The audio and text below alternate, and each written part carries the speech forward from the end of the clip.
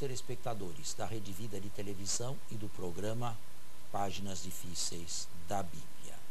Quero recordar que continuo a receber e-mails, muitos deles agradeço pessoalmente, não posso dizer os nomes, porque são muitos também, e não é o caso, mas leio a todos com muito interesse, com satisfação, e tomo nota das sugestões que me dão para o incremento e a elevação do nosso programa. Graças a Deus, ele é bem aceito e bem apreciado.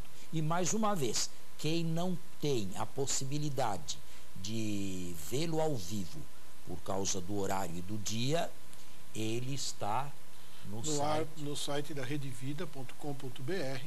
Aí é só procurar ali pela programação e encontrará ali vários programas. Às vezes pode acontecer que num dia não tenha saído, porque naquele dia ele não tenha ido ao ar. Às vezes existem aqui na Rede Vida programações especiais, dependendo do dia, por exemplo, se é um Corpus Christi, se é um Natal, se é uma... Não é? Às vezes ele não vai ao ar nesse dia, mas ele certamente irá na sequência. Muito bem. Bom, nós estamos lá no capítulo 3 de João. Você estava explicando a questão do nascer da água, nascer do Espírito, já tinha até concluído isso. Agora nós temos ali... Continuamos o diálogo do versículo 9 em diante. Perguntou-lhe Nicodemos: como isso pode acontecer? Nicodemos fala sempre menos. Respondeu-lhe Jesus: és o mestre de Israel e ignoras essas coisas? Nicodemos, que chega com tanta sabedoria e afirmação diante de Jesus, sabemos que vens de Deus. Agora Jesus o reduz à ignorância. És mestre em Israel e ignoras estas coisas? Em verdade te digo, falamos do que sabemos e damos testemunho do que vimos. Porém não acolheis o nosso testemunho. Se não credes quando vos falo das coisas da terra, como ireis crer quando vos falar das coisas do céu? Bem, se não crerdes, ou se não credes quando falo das coisas da terra, como crereis se vos falar das do céu? Mas o que significa isto? Isto significa que o batismo é uma das coisas da terra? Talvez não neste significado, mas de certa maneira o batismo é visto, é celebrado aqui na terra e é visto. A respeito deste batismo, que é uma celebração inicial, nós devemos aqui me permita fazer um pouco de teologia. E uma teologia, eu não sou propriamente teólogo, eu sou exegeta, mas os exegetas e os teólogos devem andar de mãos dadas. Este batismo deve ser entendido também teologicamente. Ou seja, com outras palavras, o batismo é o sacramento que nos torna novos filhos de Deus. Ou seja, é através do batismo, da água do batismo, que nós nos tornamos filhos de Deus e candidatos ao reino. Certo? Agora, qual é a função da água no batismo? E aqui existem algumas explicações, algumas das quais não são aceitas pela Igreja Católica. Uma ala protestante imaginou da seguinte maneira o relacionamento da água com o Espírito. Aqui se batiza com água. Você, por exemplo, batiza alguém com água aqui na igreja e lá em cima alguém, Deus, realiza uma ação paralela. Ao mesmo tempo em que aqui a criança é batizada com água, lá o Espírito lhe é infundido e a faz nascer de novo. Com outras palavras, não existe uma interpenetração entre o Espírito e a água. Esta parece ter sido a posição de Calvino e foi liquidada, melhor, condenada no Concílio de Trento. A água seria uma simples ocasião, uma simples celebração eclesial do que se passa lá em cima na vida eterna. A água e o Espírito agem conjuntamente. Agora, o Espírito por dentro da água ou o Espírito por intermédio da água? Aqui, a meu ver, são duas explicações que podem ser aceitas. Eu prefiro explicar da seguinte maneira: o Espírito age por dentro da água. Vou dar um exemplo simples. Quantas vezes nós nos banhamos? Quantas vezes nós entramos numa piscina ou no mar? Quantas vezes nós demos mergulhos? Esta água teve algum significado, digamos, transcendental? Não. Nenhum. Por quê? Porque ela não estava grávida, vou usar este termo, ela não estava grávida de Espírito Santo. Sim. Naquele momento do batismo, a água que foi derramada era grávida de Espírito Santo.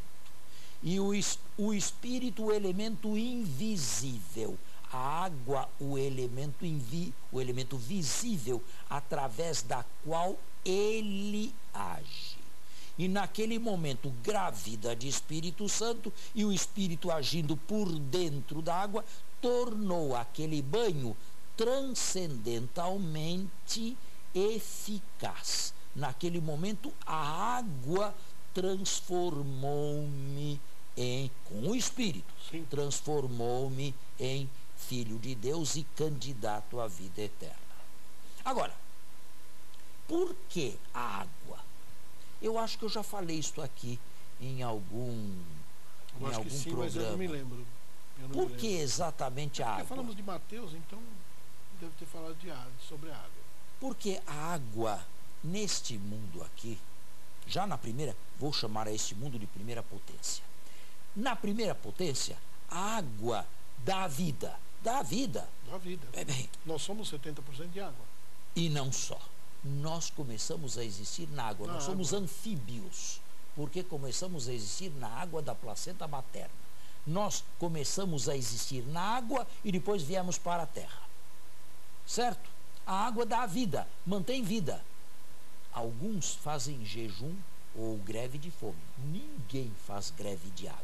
Porque se fizer greve de água, em 48 horas está morto. Desidratado e morto. Certo? Nós somos água, temos água. A água dá vida, é vida. E não só dá vida, mas nos purifica, nos lava, nos limpa, nos faz sentirmos bem depois de um bom banho. Quanto água nos serve para a vida. Mas, eventualmente, a água que dá a vida pode dar a morte também.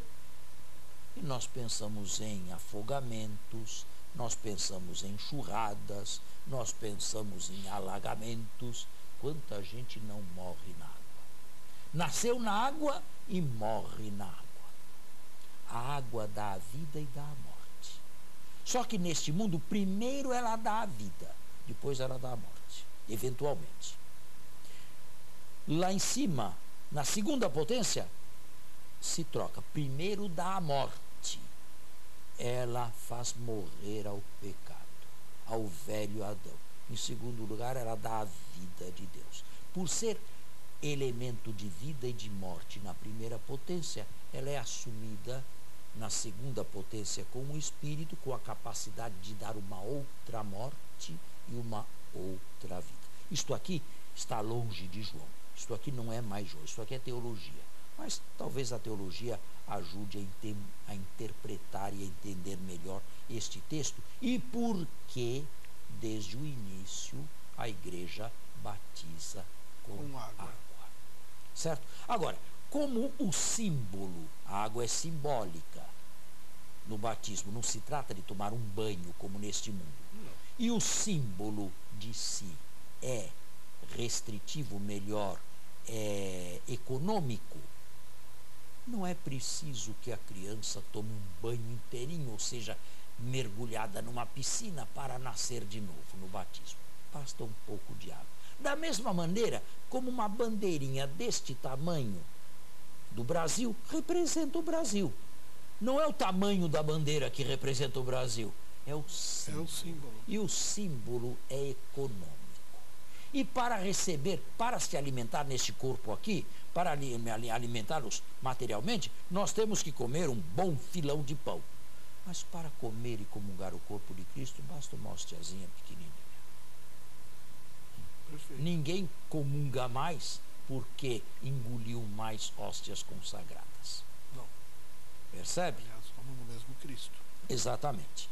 Então, aqui está explicado e você pode... O batismo é uma das coisas da terra, sim.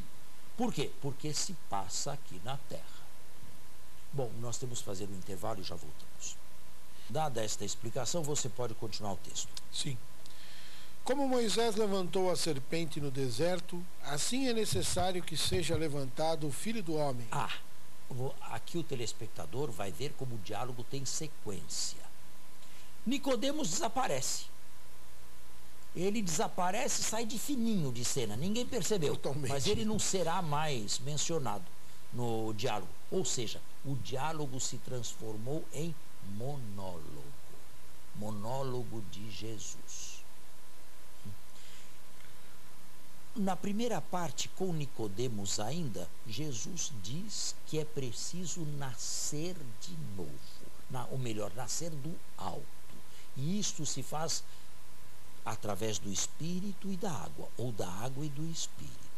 Agora, neste versículo que você acaba de ler, Jesus diz quando isto será possível. Leia mais uma vez o versículo. Como Moisés levantou a serpente no deserto, assim é necessário que seja levantado o Filho do Homem. Bem, isto será possível, este nascimento do alto, quando o Filho do Homem, da mesma maneira como a serpente levantada no deserto, for levantado, for exaltado na cruz. Com outras palavras, isto será possível a partir da morte e da ressurreição de Jesus. Isto será possível a partir da glorificação de Jesus. Certo? A fim de que todo aquele que crer nele tenha a vida eterna. Pois Deus amou tanto o mundo que entregou o seu Filho. Terceiro elemento. Já vimos, falou-se em primeiro lugar do nascimento do alto, em segundo lugar, quando ou o que é preciso acontecer para que este nascimento se dê, a morte e a ressurreição de Jesus. Agora, terceiro e último passo, quem está efetivamente na causa última, quem está causando ultimamente ou primariamente tudo isto? A quem se deve tudo isto? Que o Filho do Homem, em primeiro lugar, morra e ressuscite, e que a partir de sua morte e sua ressurreição se possam existir muitos nascimentos para o alto através da água e do Espírito. Quem está por detrás de tudo isto? Deus. É o versículo que você acaba de ler. Leia de novo. Pois Deus amou tanto o mundo que entregou o seu Filho único, para que todo o que nele crê não pereça, mas tenha a vida eterna. Aí está a causa última. Quem dispôs que as coisas acontecessem desta maneira, quem dispôs que as coisas procedessem desta maneira foi Deus, que amou tanto o mundo a ponto de lhe entregar o Filho, que com a morte e a ressurreição torna possível os nascimentos para o céu, para a vida eterna. Fica claro, fica lógico isto aqui? Sim.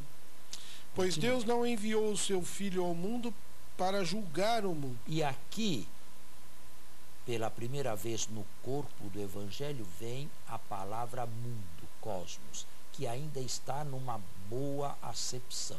Isto é, Deus amou o mundo. lá no final do Evangelho, mundo é sempre dito pejorativamente. Mundo é aquela parte que não aceitou Deus. Aqui, mundo ainda é neutro, ou, pelo contrário, é objeto da preferência e do amor de Deus. Mundo aqui significam homens e mulheres, não significa o planeta, não significa o universo, significam os homens, os seres humanos. Deus amou tanto os seres humanos que lhe entregou o seu Filho unigênito. Continue. Mas para que o mundo seja salvo por ele, quem nele crê não é julgado. Quem não crê já está julgado, porque não creu no nome do Filho único de Deus. Este é o julgamento. A luz veio ao mundo, mas os homens preferiram as trevas à luz. Bom, para este evangelho existe um único mandamento, que é o mandamento do amor. Mas existe também um único pecado, que está, de fato, na raiz de todos os pecados. É a incredulidade. É a obstinação em não se crer, em não se abrir, em se tornar ele senhor de sua própria vida, ao invés de entregar a sua vida nas mãos de Deus. Porque suas obras eram más. Pois quem faz o mal odeia a luz e não vem para a luz, para que suas obras não sejam demonstradas. Quem faz o mal não vem para a luz, odeia a luz. Não se trata de qualquer pecador, digamos, de fraqueza, ou de qualquer pecado assim, justificado, ou melhor, entendido através da fraqueza. Quem pratica o mal odeia a luz. Aqui se trata de um pecador, ou de um pecado obstinado. Não só existe uma recusa de se ir para a luz, mas existe um ódio da luz também. Existem estes pecados? Bom, não são os pecados de todos, graças a Deus, sim, e nem são pecados da maioria, mas existem, infelizmente existem pessoas que não apenas não vão à luz, mas odeiam a luz e impedem outros, tanto quanto possível, tanto quanto estiver ao seu alcance de mão, de irem para a luz. Estes são os pecadores obstinados, nós diríamos. É claro que estes aqui correm um risco sério de condenação. Para este aqui, odiaram a luz e preferiram as trevas à luz. Mas quem pratica a verdade vem para a luz, para que se manifeste que suas obras são feitas em Deus. Bem, e aqui propriamente se termina este primeiro grande encontro de Jesus com alguém, Nicodemos. Vai haver outros encontros. O capítulo 4, por exemplo, nos falará de um encontro de Jesus com uma mulher, a samaritana. Vai haver encontro de Jesus com paralíticos, com pessoas doentes. Vai haver encontros vão haver encontros e desencontros entre Jesus e a oposição para este evangelho aqui, os judeus. Este é o primeiro que se apresentou a Jesus. E o evangelista, através deste texto, quis mostrar o que é indispensável para se tornar candidato à vida eterna. Duas coisas. Primeiro, nascer do alto. Segundo, crer e não odiar a luz. Não preferir as trevas. Se isto se der, esta pessoa realmente é um filho de Deus e nasceu e está lançando a sua candidatura para o céu. Eu digo lançando a sua candidatura porque nenhum de nós está no céu ainda, não é? Sim. Nenhum de nós está na vida eterna e nenhum de nós tem a salvação já garantida. De tal maneira que eu viva como viver e faça o que quiser e e no fim tudo termina muito bem. É claro que não. É evidente que isso estaria completamente Deve fora. ser trabalhado ao longo da vida, com os sacramentos E o que eu tudo digo, mais. o que eu digo, e todos os que batizam, você também batiza, devem dizer. O Certamente. batismo é um sacramento inicial. E não Importante. terminal. Importante. É Terminal o mais é o importante viático. porque ele Terminal é o inicia. viático. Agora o terminal é o viático. Não é o batismo. Quer dizer, se eu for batizado e não crescer na luz, é como se eu tivesse recebido uma boa semente de altíssima qualidade, mas eu tivesse guardado no meu bolso. Mas lamentavelmente O que acontece com uma semente de boa qualidade guardada no bolso? Estraga, Nada. apodrece, Nada. Não acontece nada. Estraga. Tá vendo? Mas lamentavelmente uma boa parte das pessoas que batizam, levam seus filhos a serem batizados hoje, ainda estão muito distante de qualquer coisa dessas que nós agora começamos a hoje. fazer um comentário sobre isto aqui, Sim. não é? Realmente são pessoas irresponsáveis, são pais irresponsáveis, são pessoas que no fundo, não sei se creem, porque se a pessoa teme a Deus, olha, eu acredito que se um pai e uma mãe derem testemunho de fé cristã, não apenas mandarem o rezar de vez em quando, mas viverem, respirarem um ar cristão católico em casa, os filhos nascem naquela dimensão. E você talvez seja um exemplo, um testemunho disso. E o mundo seria bem diferente. Você tem 2 filhos, que eu saiba, 2 filhos. Como é que seus filhos nasceram? Ou cresceram? Na fé cristã, toda a sua vida. Um tem 26 anos. Seus filhos são adultos hoje. Como é que eles são?